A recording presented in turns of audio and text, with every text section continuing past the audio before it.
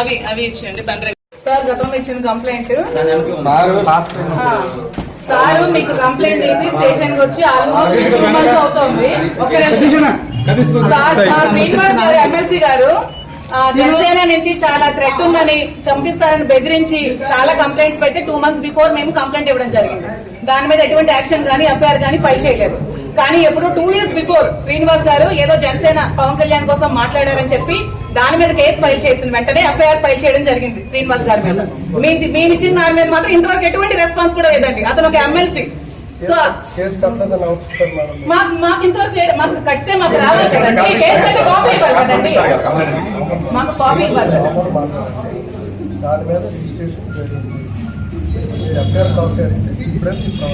Sir registration జరిగితే ఎటువంటి action అయినా తీసుకున్నారా? మీకు ఎవిడెన్స్ ఇచ్చారు కదండి.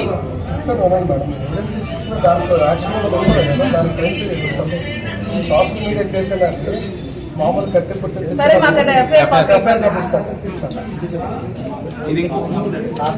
ఇది పాతది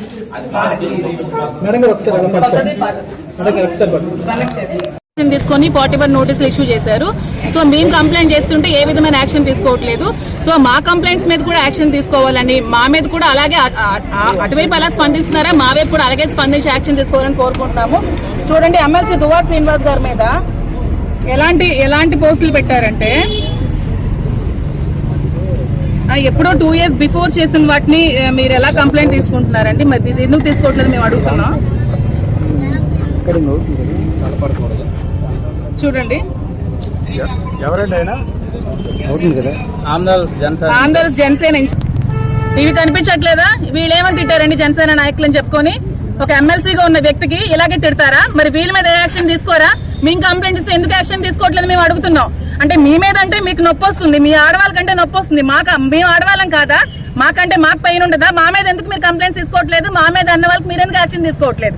టెక్కల్లో జనసేన నాయకులు అని చెప్పుకొని అట్టాడు శ్రీధర్ అనే ఒక వ్యక్తి నా మీద అసభ్యకరమైన పోస్టులు పెట్టాడు. దాని మీద యాక్షన్ తీసుకోరా?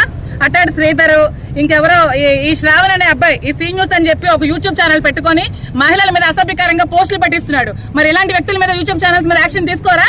అలాగేనా క్వశ్చన్లు అడుగుతారు అమ్మాయిలకి, ఆడపిల్లలకి అలాగే అడిగి ఇంటర్వ్యూలు చేస్తారా? శ్రావణ్ మీకు అడుగుతున్నాను, అదేనా మీ పద్ధతి? మీరు ఆరోపించండి. మీ క్వశ్చన్స్, మీరు ఏ విధమైన క్వశ్చన్స్ అడిగారు అన్ని కూడా ఉన్నాయి కంప్లైంట్ లో పొందుపరచా. ఎవరు ఆరోపిస్తారు? మహిళల మీద మీరు ఎవరండి ఆరోపించడానికి? ఎవరు ఆరోపించారు? వాణి ఆరోపిస్తే మీకేం నొప్పి? వాణి మీద నేను యాక్షన్ తీసుకుంటాను, మీకేంటి ప్రాబ్లం? మధ్యలో మీరు ఇలా యూట్యూబ్ ఛానల్స్ మీకు నచ్చినట్టు పెట్టుకుంటే వీళ్ళ మీద యాక్షన్ తీసుకోకపోతే మేము కూడా ఊరుకో. మేము ఎంతవరకైనా వెళ్తాం దీనికి. మేము ఆడపిల్లలమే. హోమ్ మినిస్టర్ గా చెప్పారు కదా, ఏ ఆడపిల్లల మీద అసభ్యకరమైన పోస్టులు పెట్టిన యాక్షన్ తీసుకుంటామని. ఖచ్చితంగా మేము తీసుకోవాలని కోరుకుంటున్నాము. మేము కూడా మహిళలమే కాబట్టి మా మీద ఖచ్చితంగా మీరు యాక్షన్ తీసుకోవాలని. ఇంకా మా వాళ్ళు కూడా మాట్లాడతారు, వీళ్ళ మీద కూడా ఎటువంటి ఇబ్బందులు గురవుతున్నారో వీళ్ళు కూడా చెప్తారు. మాట్లాడండి. గత కొద్ది రోజులుగా మనం చూస్తున్నాం సోషల్ మీడియాలో ఏ విధమైన అసభ్యకరమైన పోస్టులు పెడితే యాక్షన్ తీసుకుంటామని మన చంద్రబాబు నాయుడు గారు, డిప్యూటీ సీఎం పవన్ కళ్యాణ్ గారు అండ్ హోమ్ మినిస్టర్ మొన్న అనిత గారు కూడా అసెంబ్లీ సాక్షిగా చెప్పారు. ఏంటంటే ఏ మహిళ మీద కూడా అసభ్యకరంగా సోషల్ మీడియాలో పోస్టులు పెట్టి